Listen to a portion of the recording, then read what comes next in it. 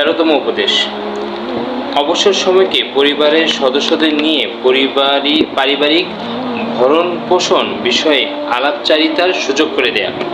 মহান আল্লাহ বলেন, ওয়া আমরুহুম শুরা বাইনাহুম, আর তারা পারস্পরিক পরামর্শক্রমে কাজ করে।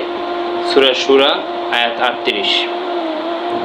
যখনই সুযোগ হবে পরিবারের সদস্যদের সাথে বসে বাড়ির অভ্যন্তরীণ অথবা বাহিরের বিভিন্ন বিষয় নিয়ে আলোচনা করার, তখন তা করতে হবে।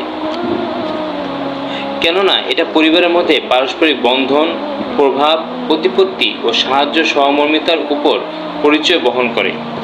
এতে কোনো সন্দেহের অবকাশ নেই যে মহান আল্লাহ যাকে তার বাড়ির অভিভাবকত্বের দায়িত্ব দিয়েছেন সেই প্রথম জিজ্ঞাসিত হবে, আর বাড়ির মালিক তাকে অন্যদের জন্য কিছু সময় বের করতে হবে, বিশেষ করে যখন তিনি সন্তানদেরকে বড় করে তুলছেন, যাতে তাদের লালন পালনের ক্ষেত্রে তাদের সকলের মাঝে এই অনুভূতি সৃষ্টি করে দিতে হবে যে তাদের মতামতগুলো খুবই মূল্যবান, বিশেষ করে যখন তাদের কাছে প্রথমবারের মতো মতামত চাওয়া হচ্ছে। এর মধ্যে কিছু বিষয় রয়েছে যা হজের সাথে সম্পৃক্ত বা উমরা অথবা রমজানের মতো শরীয়ত অনুমোদিত বিষয়ের সাথে। নিকট আত্মীয় স্বজনদের বাড়িতে সফর করা, বৈধ বিনোদনের ব্যবস্থা করা, বিবাহ উপলক্ষে ভোজের বা অলিমার আয়োজন করা, ভূমিষ্ঠ সন্তানের জন্য আকিকার ব্যবস্থা করা অথবা এক বাড়ি থেকে অন্য বাড়িতে গমন করা, শরীয়তসিদ্ধ ভালো ভালো কাজগুলো করা, যেমন মহল্লার গরিব অসহায় ব্যক্তিদের তালিকা করে তাদের সামনে সাহায্য তুলে ধরা অথবা তাদের জন্য খাবার পাঠানো।